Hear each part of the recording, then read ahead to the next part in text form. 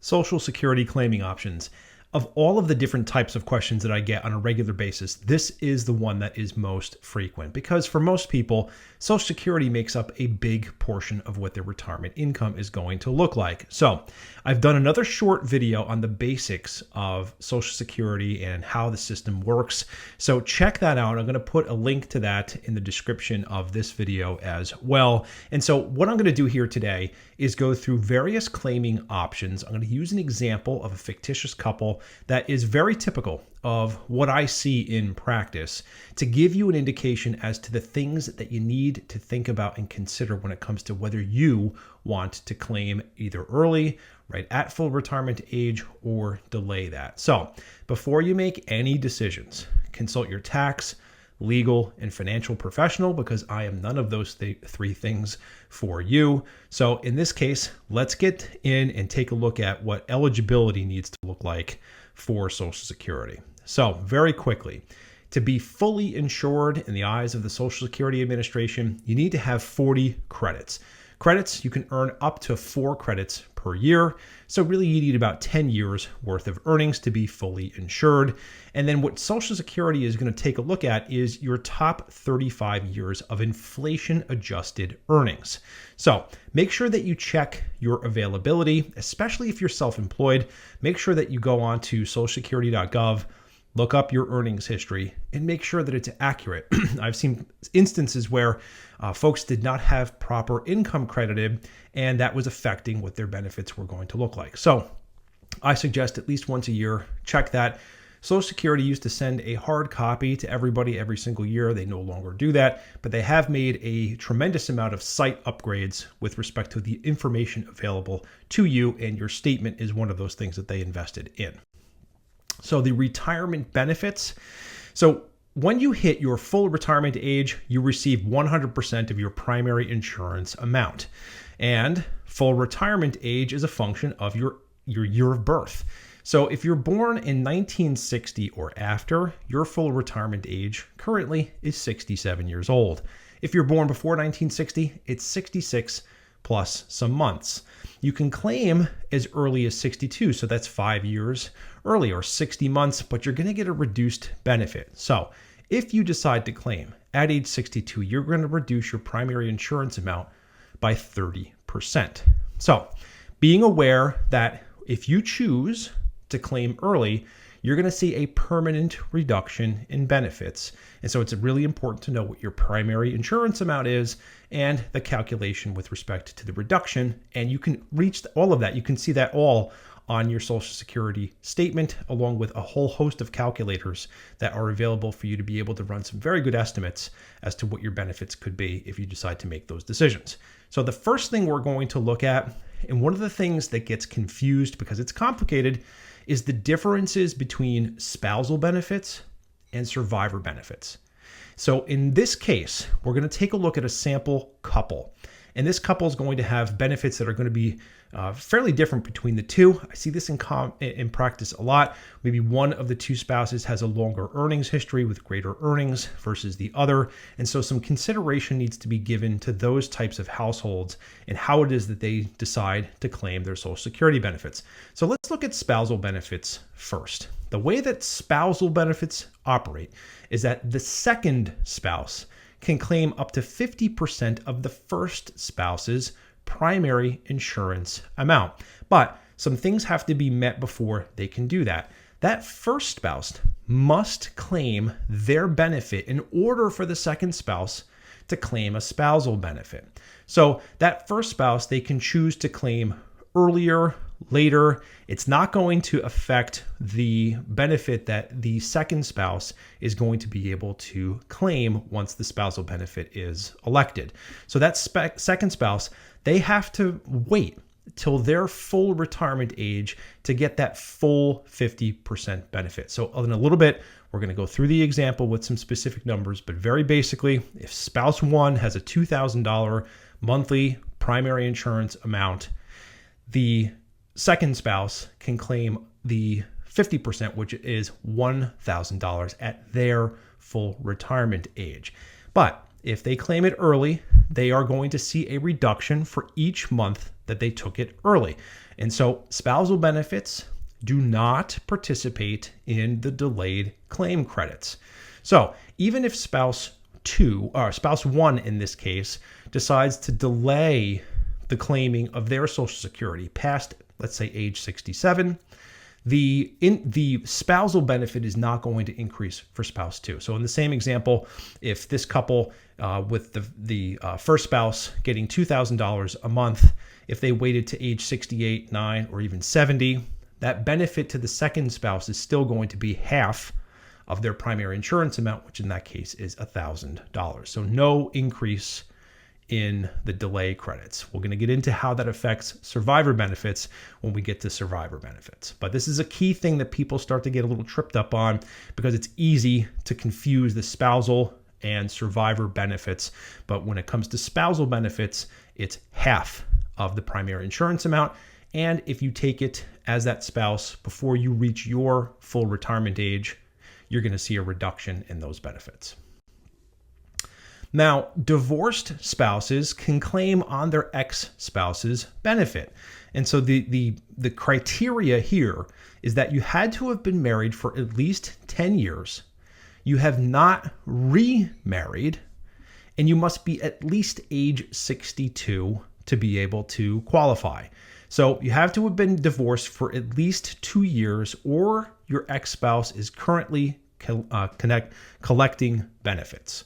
So the ex-spouse must have claimed the benefits as well. So this can get a little tricky depending upon relationships with ex-spouses, whether there's any communication whatsoever. So it can be a little bit more difficult to get some of that information in instances where there just isn't any communication. But in this case, it works very similarly to married spouses. But if you were married and divorced and you were married for 10 years and your ex-spouse's Social Security benefit or that spousal benefit is greater than what your individual benefit would be, then claiming spousal benefits could be an attractive or valuable strategy to be able to help offset some of your retirement expenditures.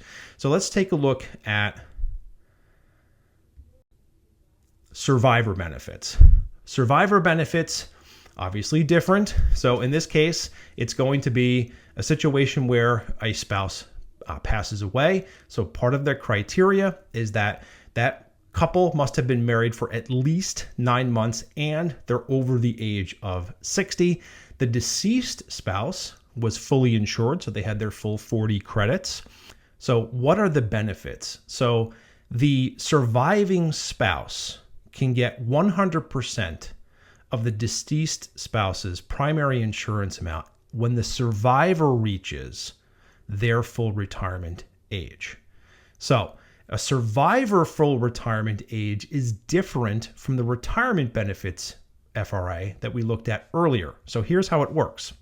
And this is something that is a complication that a lot of people get tripped up on here as well. So for those born in 1945 to 1956, the full retirement age for survivor benefits is 66. Now, it increases 2 months for each year from 1957 to 1961, and then anything over from 62 on is age 67. So if you have a former spouse, marriage must have lasted at least 10 years and not remarried before age 60, you're eligible for survivor benefits.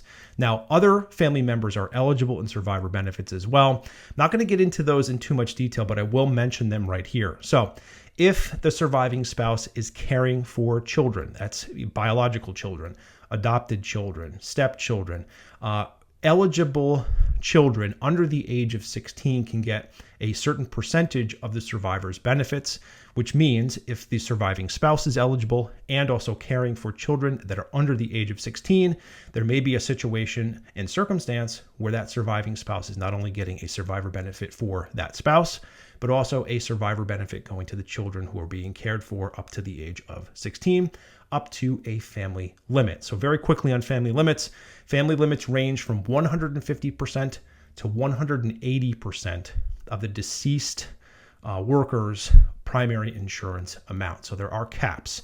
So it's not going to be the basis of the examples that we're looking at here, but I definitely want to make sure that we mention that simply because children under the age of 18 also have eligibility to receive a survivor benefit as well, up to those family maximums. So if there happen to be children with permanent disabilities, age doesn't matter. So long as they have been diagnosed with a permanent disability before the age of 22, they are eligible to receive lifetime benefits based on the deceased worker. So in this case, we're going to take a look at how it is that a couple can think about both spousal and survivor benefits to be able to make a choice that's going to work best for them.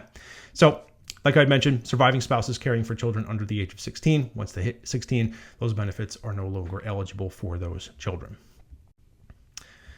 So what are the survivor benefits? Well, there's a one-time payment, at least in 2024, of $255. Now, the claimant has 2 years to claim this. Can claim at age 60, but a reduced benefit. And so benefits overall, so that you can claim at age 60, but with reduced benefit. I'll get into that in just a second. The benefits start at 71.5% and then move to 100% of the deceased's primary insurance amount at full retirement age for that surviving spouse. So the Social Security statement will give an estimated survivor benefit right on there. So again, the importance of being able to review those statements is present. And the survivor benefit at their survivor full retirement age is 100% of the deceased spouse's private insurance amount. So this is the difference, this includes delay credits. So in circumstances where the spouse had delayed and gotten what happens to be an 8% increase for each year. So the choice to delay is an important one because each and every month beyond your full retirement age, you get an increase. And it works out to be about 8% per year. That 8% per year gets tacked on to a maximum age of age 70, and then no more credits are claimed. So for everyone, it makes sense to claim their Social Security at age 70 because not doing so, you're just leaving money on the table. So when it comes to survivor benefits, there is consideration that needs to be given, especially, and we'll see this in just a second in this example, where there's a big disparity between one person's Social Security benefit and another's because of earnings history and total earnings. So let's take a look at an example. We'll look at Jack and Jill. And Jack and Jill, let's just go over some of the benefits, some of the details. He's 65. He's 24 months away from his full retirement age of 67. And his primary insurance amount at that age is $3,000 a month. His wife, Jill, is 63, and she's 48 months away from her retirement age, full retirement age of age 67. And I say those months simply because it's important, because the reductions in claiming early are based on the number of months before full retirement age. And her primary insurance amount at full retirement age is going to be $1,000. So a pretty big discrepancy between Jack's full benefit and Jill's full benefit. So they both retired this year and they're considering claiming now because a lot of the information that's on the interwebs and all over the universe with respect to claiming says, well, hey, claiming early is the best way to go. Get as much money as you can from it. There's fear as to whether there's going to be reductions in Social Security payments. So a lot of water cooler talk, country club talk, barbecue talk is claim now to get your benefits while you can. And it's not necessarily wrong, but we just want to make sure that we're vetting out all of the other opportunities there as well. So if Jack does decide to retire and claim at age 65 with 24 months to go before he hits age 67, he's going to see a reduction. And that $3,000 is going to be $2,600 per month. Jill's, in her own right, if she decides to claim, would see a reduction from $1,000 to $750. So it's a big choice because that's a permanent reduction in each of their benefits. Now, they're still going to get the cost of living adjustments. And in my example here, I'm not going to build that in because that's going to be determined based upon inflation each and every single year. But the power of Social Security is, for many people, it is their only inflation-adjusted annuity payment that continues as long as they do. So it's an insurance policy against longevity, and it's the only insurance policy that they can really have that's going to include an inflation adjustment each and every single year. And that just obviously makes this decision much, much more important. So moving forward, the claim now scenario is Jack receives his $2,600 a month. And then in this case, instead of claiming her own benefit of $750 at her current age, because Jack has claimed his benefit, she can claim on a portion of his primary insurance amount, which is $3,000. So in this case, based upon the calculation, given her age, months of receiving the benefit early, she can claim $1,050 a month. So by claiming now, they're going to get a little over $3,600 every single month. That's going to be adjusted for inflation, and that's going to continue on as long as they do. So her benefit will receive delay credit. So by claiming spousal, she leaves her benefit alone, which allows the increases all the way up to the full $1,000 when she's full retirement age at age 67. And it allows her to be able to choose whether to delay her Social Security claim up till age 70, where what we'll see here is that her benefit growing at 8% from age 67 to age 70 should appreciate to about $1,270 per month. So let's just say in that scenario, they claim now based upon the numbers that we just looked at, and Jack dies at age 75. So what happens then?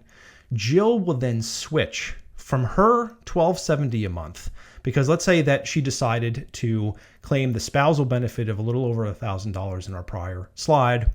And then when she hit age 70, she switched over to her own benefit, which is the maximum benefit of $1,270 per month. Because in this case, since she's 2 years younger than Jack, she is 73. So what will happen is that she's going to receive the $2,600 a month that Jack was receiving. Again, no inflation adjustments, just to keep this kind of apples to apples. So she cannot combine her own benefit with Jack's, since Jack's is higher. So what Social Security is going to do is give her the higher of the two. And technically, Social Security is paying her out the $1,270 in her own right and then making up the difference based upon Jack's amount. So she's not going to see that. She's going to see $2,600 a month. But the way it works internally is that it's a benefit in her own right plus the additional up to the limit that Jack was receiving. So this leaves Jill with Jack's early claim benefit plus those inflation adjustments going forward.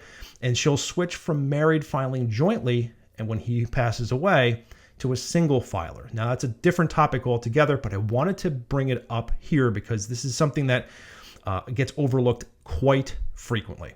It's really called the widow or widower's penalty. It's moving from married filing jointly. And now I'm making this video in 2024. Standard deductions were raised significantly with the Tax Cuts and Jobs Act of 2017. And we don't know what that's going to look like post 2025 when that legislation sunsets. But moving from a married filing jointly status to married filing singly, that standard deduction gets effectively lopped in half. So even though she may be earning less in the way of income, she could be paying more in the way of overall taxes as a result of this. And that's the widower and widow's penalty. I'll cover that potentially in a separate video altogether. So that would actually end up increasing Jill's tax burden in this case. So let's just take a look at another scenario. Let's say Jack and Jill, instead of claiming now, they have, let's say, the financial resources to be able to live off of and delay until full retirement age. And then we're going to take a look at Jack going to maximum age 70. So at age 67, he claims his primary insurance amount of $3,000 a month. Jill is 2 years younger. She claims a spousal benefit. And because she's older, the reduction is less. So instead of it being $1,050 per month, she's actually going to get $1,250 a month. And that's by virtue of waiting till this point in time. So she gets another 2 years, 24 months of increased benefit. Again, let's say that Jack dies at age 75. Jill's going to receive the survivor benefit of $3,000 per month versus the $2,600 in the claiming early scenario. And then Jack is able to delay, let's say in the third scenario, to age 70. His benefit's going to go from $3,000 a month to $3,720 a month.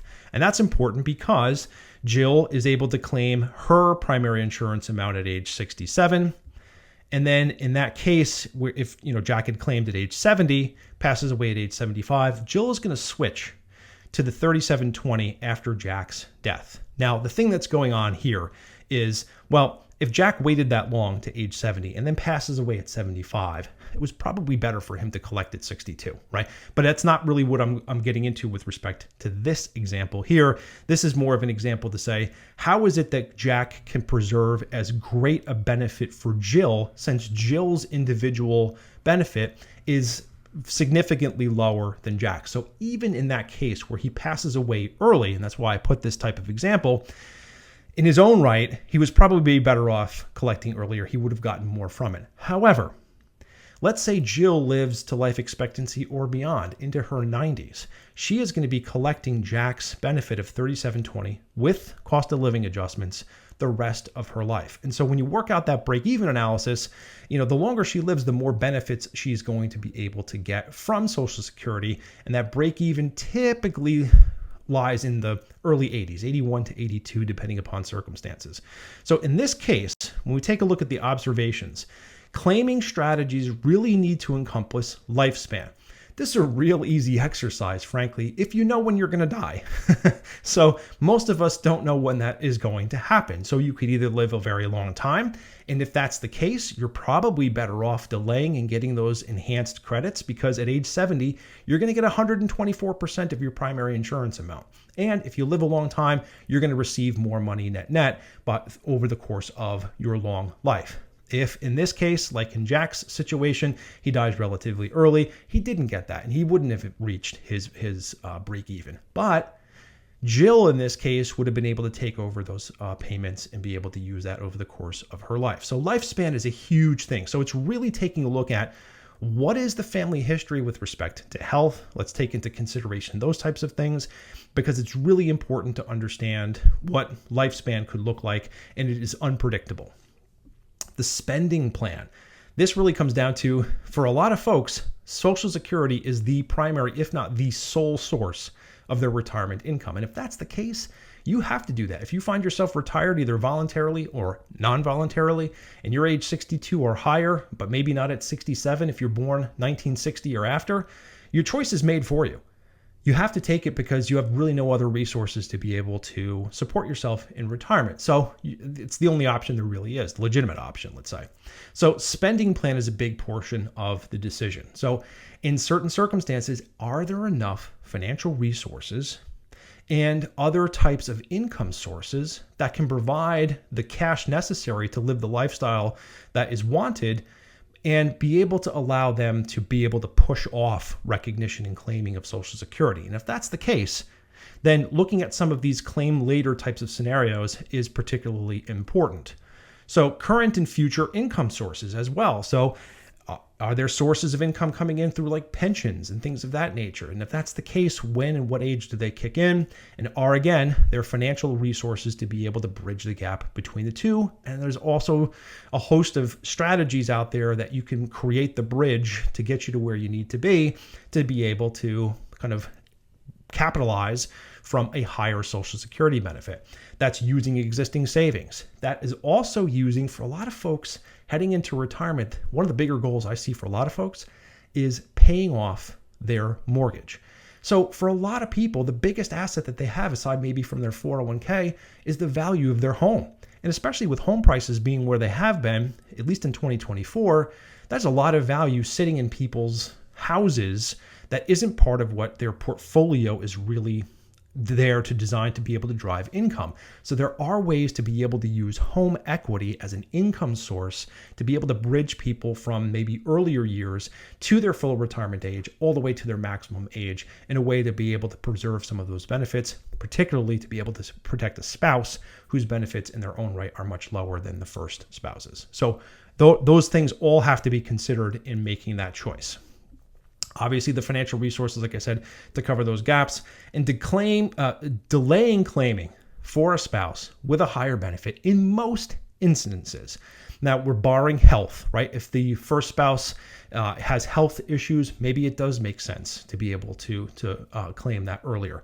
But in a lot of cases, even with poor health with the first spouse, delaying claiming for as long as possible helps the second spouse get that higher benefit.